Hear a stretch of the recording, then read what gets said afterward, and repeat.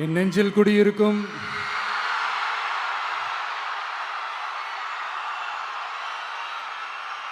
கரூர் சொந்தங்கள், உங்கள் அனைவருக்கும் என்னுடைய வணக்கம்.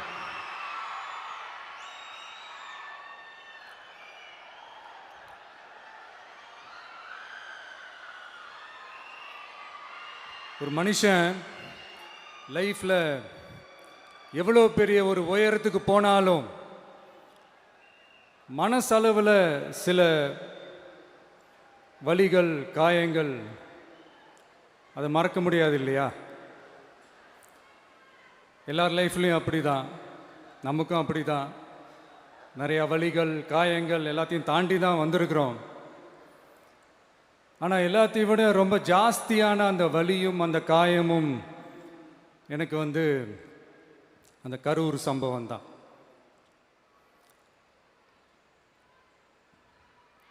மக்களை சந்திக்கணும், மக்கள் பிரச்சனைகளை எடுத்து பேசணும். அதுக்காக தான் அந்த மக்கள் சந்திப்பு பயணத்தை தொடங்கி திருச்சி, அரியலூர், நாகப்பட்டினம், திருவாரூர், நாமக்கல், கரூர் அப்படின்னு சொல்லிட்டு போயிட்டுருந்தோம்.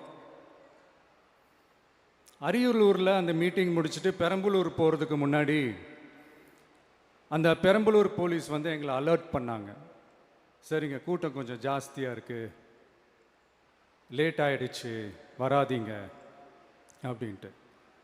So we had no choice. Police சொன்னால் நம்ம அதை ஒபே பண்ணி தானே ஆகணும். அதே நேரத்தில் பெரம்பலூர் மக்களோட அந்த சேஃப்டியும் மைண்டில் எடுத்துக்கிட்டு ஒரு மன வலியோடவே திரும்ப போயிட்டோம். அதுக்கப்புறம் பெரம்பலூர் தொகுதி மக்களுக்கு மன்னிப்பும் கேட்டோம். அதே மாதிரி நாமக்கல் அந்த மீட்டிங் முடிச்சுட்டு கரூர் வரும்போது அந்த கரூர் போலீஸ் எங்களை அலர்ட் பண்ணியிருக்கலாம்ல.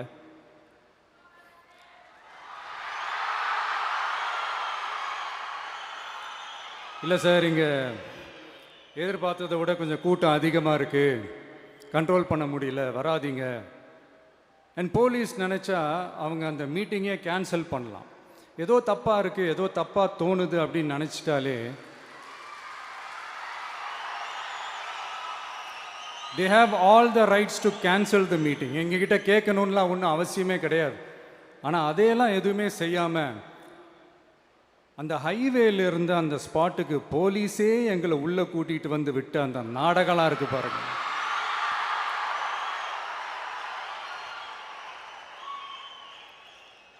நம்பிட்டேங்க, முழுசாக நம்பிட்டேன். அன்றைக்கி இருந்த அந்த கரூர் போலீஸ் பேசும்போது தேங்க்ஸ்லாம் சொன்னேன் அவங்களுக்கு. எனக்கு தெரியாது இப்படி ஒரு நாடகம் நடக்கும். இதுக்கெல்லாம் யார் காரணம்? இதெல்லாம் யார் சொல்லி செஞ்சது? இப்படி பண்ணுங்க, அப்படி பண்ணுங்க, சப்போஸ் அப்படி நடந்தா இப்படி பண்ணுங்க, சப்போஸ் இப்படி நடந்தா இந்த மாதிரி இன்ஸ்ட்ரக்ஷன்ஸ்லாம் கொடுத்து அந்த ப்ரெஷர் போடுறது யார்?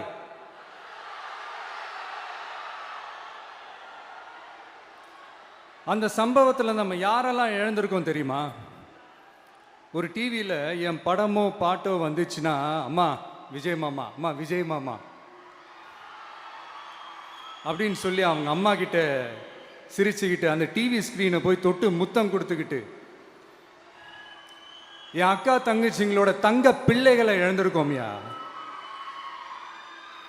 மழலை கூட சரியா வராதப்போ ஒரு பேப்பர் மேகசினில் என் ஃபோட்டோவை பார்த்தா அதை சிரிச்சுக்கிட்டு அந்த கள்ளங்கபடம் இல்லாத அந்த சிரிப்பு, அந்த கடவுள் மாதிரி இருக்கிற அந்த பச்சை பிள்ளைங்களை இழந்திருக்கோம்யா. என் அக்கா தங்கச்சி, அண்ணன், தம்பி, குடும்ப உறவுகளை இழந்து அந்த வலியோட இருக்கிற என்ன நீங்கள் ஏளனமாக பேசுகிறீங்களா? என் மேலே பழிய தூக்கி போடுறீங்களா? இப்படி ஒரு சம்பவம் நடந்துருச்சு. இது ஏன், எதனால், அதுக்கான பின்னணி என்னன்ட்டு அந்த வலியோட வீட்டில் உட்கார்ந்துட்டு இருக்கிற ஓடி ஒளிஞ்சிட்டான்னு வர சொல்கிறீங்களா? வாயின்னு முன்ன இருந்தா என்ன வேணாலும் பேசுவீங்களா?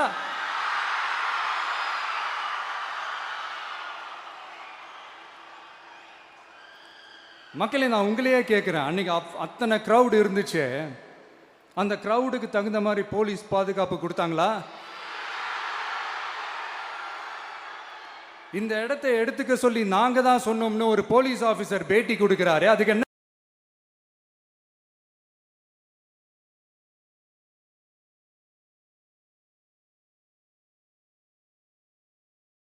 அர்த்தம்?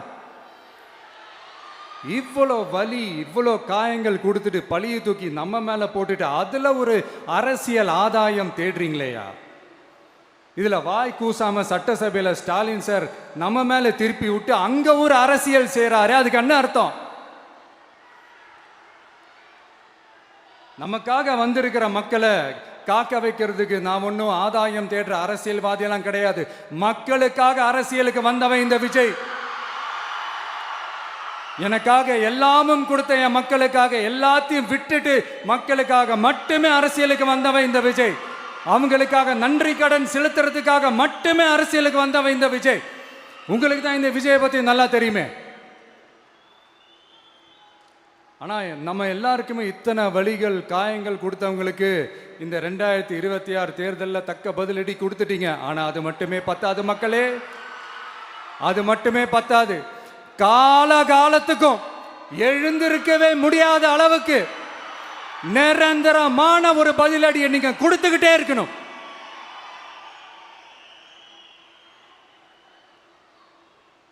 இப்படிலாம் பண்ணா நான் மக்களை விட்டு ஓடிடுவேன் நினைப்பா? யார் என்ன ஓடினாலும் நான் மக்களை விட்டுலாம் ஓட மாட்டேன். அன்னைக்கும் சொன்னேன், இன்னைக்கும் சொல்றேன், நாளைக்கும் சொல்றேன், தில்லா சொல்லுவேன், கெத்தா சொல்லுவேன். பணமா ஜனமா அப்படின்னு கேட்டா என் ஜனம் தான்டா எனக்கு முக்கியம்.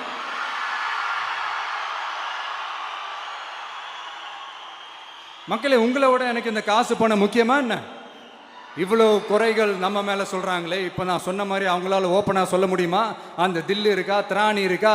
ஒரு கிடையாது. ஆனா நம்ம மக்கள் அமைச்சு கொடுத்த நம்ம அரச குறைகள் மட்டும் டிசைனா மாடல் மாடலா குறைகள் மட்டும் சொல்லுவாங்க.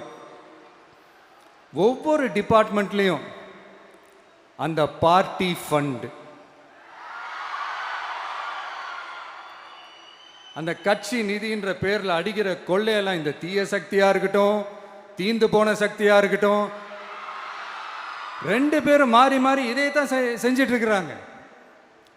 இதுல ஒரு ஹைலைட் காமெடி என்னன்னா, சட்டசபையில் பேசும்போது பார்ட்டி ஃபண்டுன்னு தான் சொன்னேன். அது எந்த பார்ட்டி, என்ன ஃபண்டு, யாரு, என்ன பேரு எதுவுமே சொல்ல. பார்ட்டி ஃபண்டுன்னு சொன்னவனை எடுத்தாங்க பாருங்க ஒரு ஓட்டம். எனக்கே ஃபர்ஸ்ட் புரியல, ஏன்பா ஓடுறாங்க? அப்படி என்ன நம்ம சொல்லிவிட்டோம்? அதான் அந்த குற்றம் உள்ள நெஞ்சுக்கு தான் குறுகுறேங்கும். இது எப்படி இருக்கு தெரியுமா? எங்க அப்பா பீரோக்குள்ள இல்ல, எங்க அப்பா பீரோக்குள்ள இல்ல அப்படின்னு சொல்ற மாதிரி. ஐயோ, ஏன் கேட்குறீங்க? இவங்களோட செம்ம கூத்தா இருக்குங்க, செம்ம ஃபன்னா இருக்கு. சென்னையில் ஒரு பாலம் கட்டுறதுக்காக நார்மலாக ஆகிற செலவை விட அதிக செலவில், கிட்டத்தட்ட டபுள் மடங்கு செலவில் ஒரு டெண்டர் ஒன்று விட்டுருக்குறாங்க. அதையெல்லாம் தோண்டி எடுத்து அதெல்லாம் இப்போது கண்டுபிடிச்சி கேன்சல் பண்ணியிருக்கிறோம். இன்னும் எத்தனை கோடி ஊழல், எத்தனை லட்சம் கூடல் தோண்ட தோண்ட வருமோ எங்களுக்கே தெரில. ஒவ்வொரு முகமுடியாக கிழியுது. ஐயோ, இந்த விஜய் ஒவ்வொரு கதையாக எடுத்து வெளியில் விட்டுருவான் போலேன்ட்டு திரும்புகிற பக்கம்லாம் கதறல் கதறல் கதறல். காதலேருந்து ரத்தம் வராத குறை.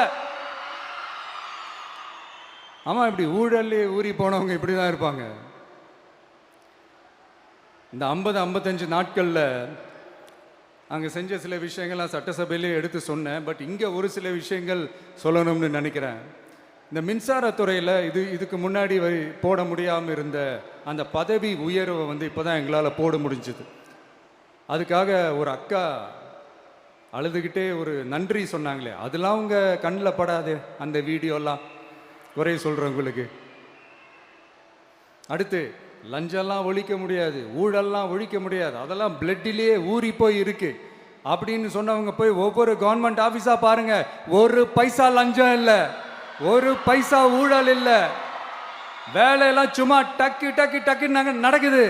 ஒரு பெரியவர் ஒருத்தர் சொல்றாரு, தம்பி வேலையெல்லாம் நடக்குது, ஆனால் அதையும் தாண்டி எங்களுக்கு மரியாதை கொடுக்குறாங்க தம்பி, உட்கார வச்சுலாம் பேசுகிறாங்க. இதெல்லாம் இதுக்கு முன்னாடி நடந்ததே இல்லை. அவனை போய் பாரு, இவனை போய் பாரு, இந்த ஆஃபீஸரை போய் பாருன்னு சொல்லி அலைய விடுவாங்க. இப்போ லஞ்சம் இல்லை, ஊழல் இல்லை, வேலையெல்லாம் உடனே நடக்குது.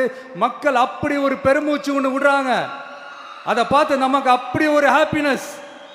இதுக்கு மேலே என்ன வேணும்? ஏன் இதெல்லாம் பண்ண முடியாது? மனசுன்னு ஒன்று இருந்தால் பண்ணலாம், இப்போ பண்ணலை. அதே மாதிரி இந்த எல்என்டி நிறுவனத்தோட 18,600 crore 3 திட்டங்கள் அந்த ஒப்பந்தம், அந்த கையெழுத்து போட்டிருக்கிறோம். கிட்டத்தட்ட 8,200 பேருக்கு வேலை வாய்ப்பு. நான் சொல்கிறது அந்த 3 மாவட்டத்தை சேர்ந்தவங்களுக்கே அவ்வளோ வேலை வாய்ப்பு.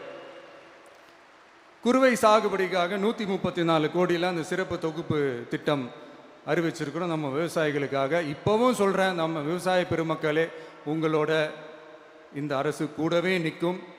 பெண்கள் பாதுகாப்புக்காக சிங்கப்பெண் அதிரடி படை, அது உங்களுக்கு நல்லாவே முன்னாடியே தெரியும். வரப்போகிற அறிஞர் அண்ணா அவர்களுடைய பிறந்த நாளில் உங்கள் அண்ணனுடைய அரசில் தாய் மாமன் தங்க மோதிர திட்டம் அறிவிக்கப்படும். இதெல்லாம் கேட்டாங்களே, வாக்குறுதி கொடுத்தீங்களே, என்னாச்சு என்னாச்சுன்னு. இந்த தீய சக்தி மாதிரி ரியல் தாய் மாமன்லாம் கிடையாது, ரியல் தாய் மாமன். எப்படி? ரியல் தாய் மாமன்.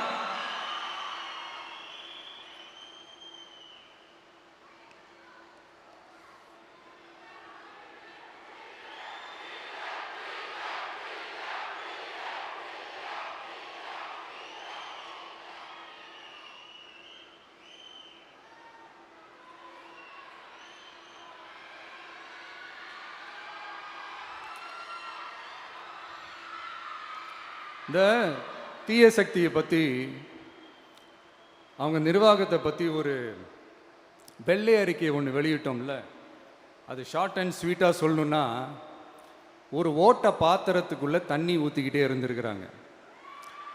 பாத்திரம் எம்டியாகவே இருந்திருக்கு, ஆனால் ஊற்றின தண்ணி தான் எங்கே போச்சுன்னு தெரில. கடவுளுக்கு தான் வெளிச்சம். அது மாதிரி இப்போ நம்ம சொன்னதெல்லாம் சும்மா ஒரு சாம்பிள் தான். இன்னும் வரப்போகிற நாட்களில் உங்கள் அரசனுடைய அந்த விஸ்வரூபத்தை நீங்கள் பார்ப்பீங்க. அடுத்து வாயத்தொடங்க சிஎம்.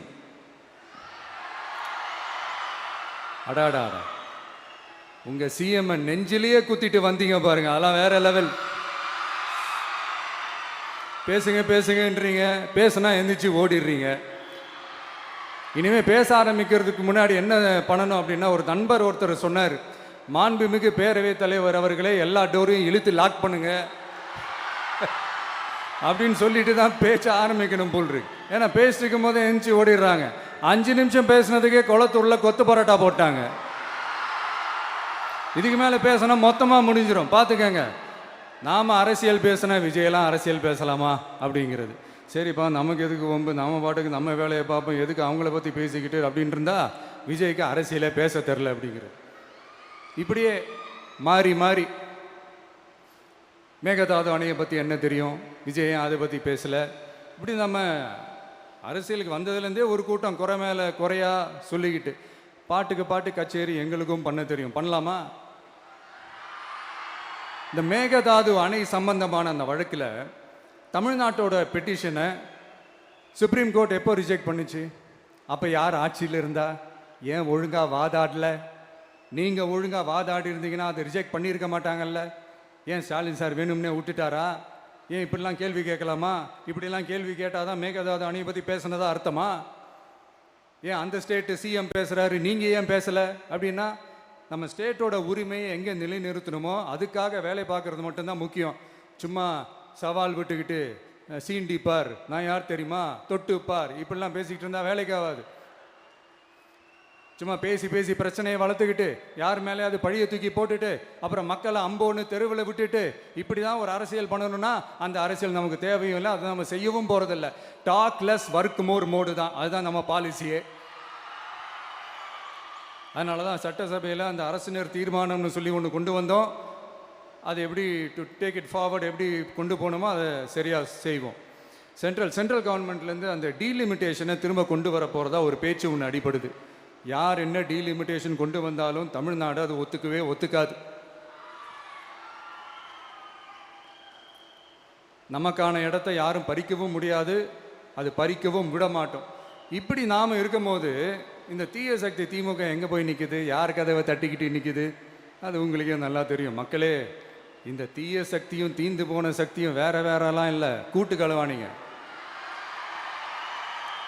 சொல்ல முடியுமா அவங்களால? எங்களுக்குள்ள ஒட்டும் இல்லை, உறவும் இல்லை, அறிவிக்க முடியுமா, நிரூபிக்க முடியுமா? இந்த வரப்போற இடைத்தேர்தலில் அதை நிரூபிச்சு காட்டுங்க, அப்புறமா பேசுங்க.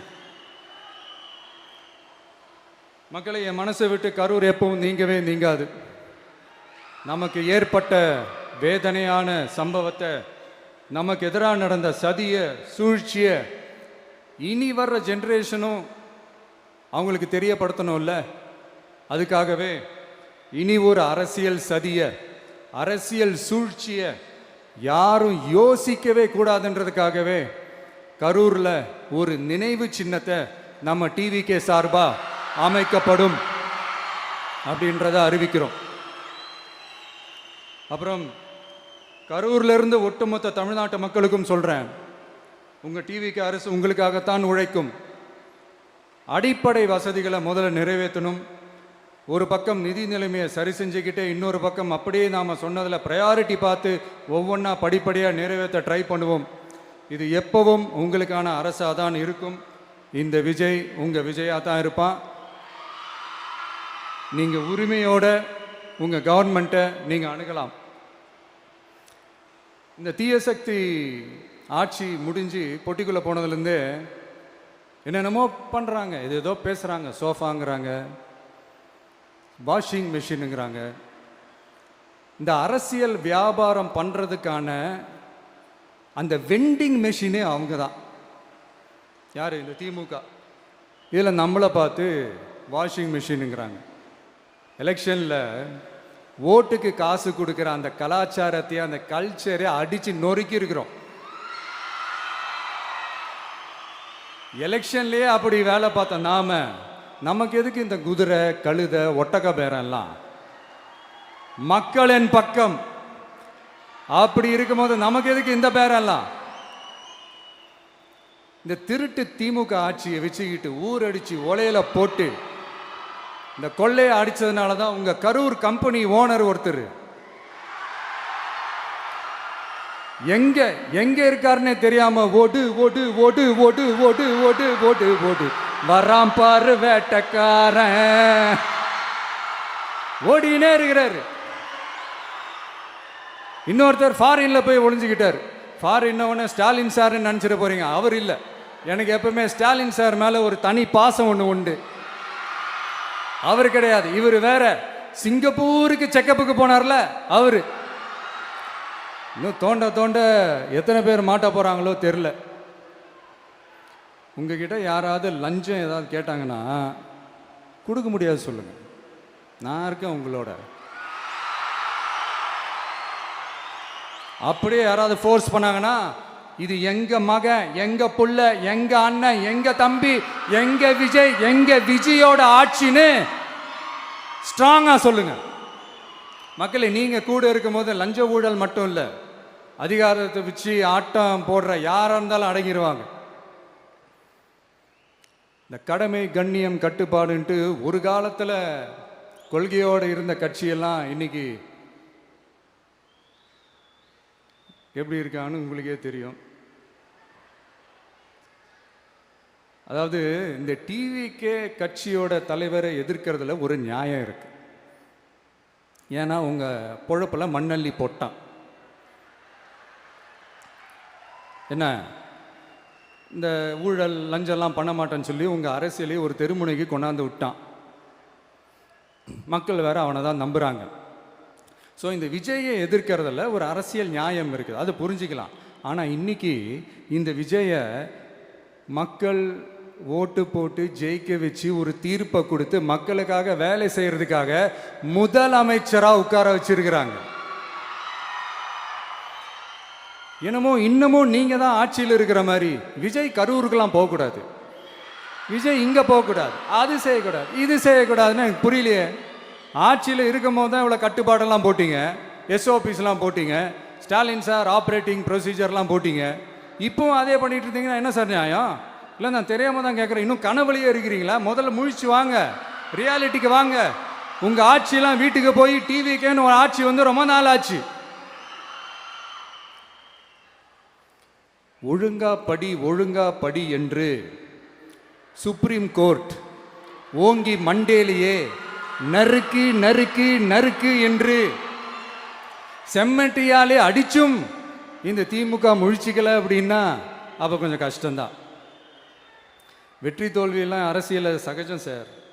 அதுக்காகலாம் வெறி பிடிச்சி இந்த பதவி வெறி பிடிச்செல்லாம் அலைய தேவையில்லை. நல்ல விதமாகவே சொல்கிறேன், நியாயமான அரசியல் பண்ணுங்க. ஓ, அதுதான் உங்களுக்கு தெரியாதுல்ல. இந்த தீய சக்தி திருத்தவும் முடியாது, அவங்களா திருந்துவாங்கன்னு பார்த்தா அதுவும் நடக்க போகிறதில்ல. அதனால் வரப்போகிற இடைத்தேர்தலில் மக்களே இந்த தீய சக்தி திமுகவை நல்லா வெச்சு வெளுத்து விடுங்க. கான்ஃபிடண்டா இருங்க மக்களே, நல்லதே நடக்கும், வெற்றி நிச்சயம். மீண்டும் சந்திக்கும் வரை நன்றி, வணக்கம்.